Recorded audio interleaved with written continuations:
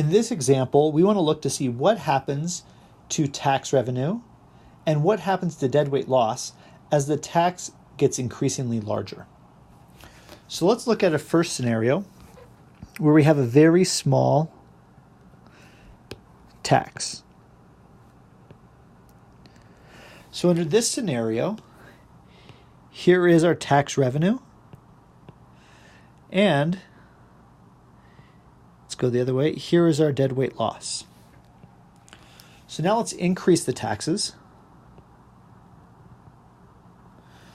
And notice that as we increase the taxes, in this case, our tax revenue got bigger, as did our deadweight loss.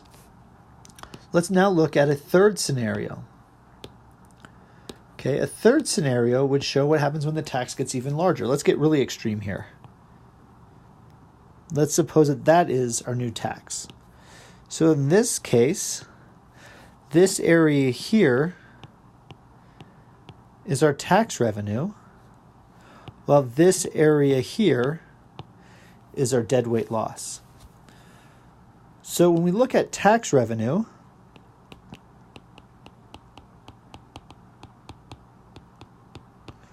so tax revenue for red was less than the tax revenue for green, but that was greater than the tax revenue for purple, indicating that tax revenue will increase and then decrease.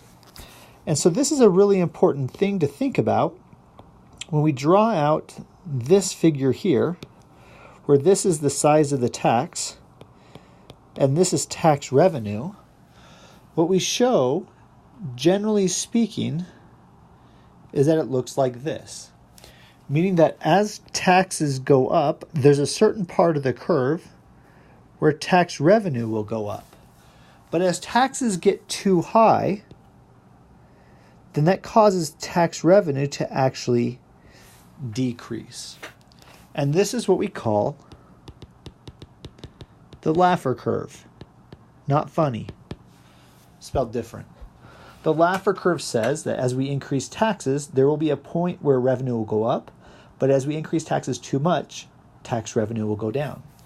Now, if we do that same comparison to deadweight loss, and so here's deadweight loss, and here's the size of the tax, what we see for deadweight loss is that it'll continue to get bigger and bigger. So deadweight loss in the red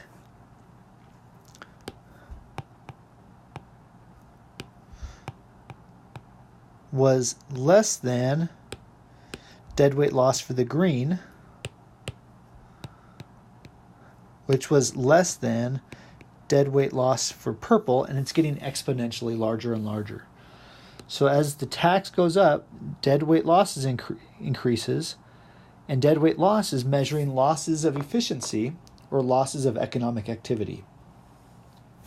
And so that's what we look at. Now, if we ask ourselves the question, where on the Laffer curve are we? So this is asked a lot, and there's a lot of arguments to think about where our tax rate are.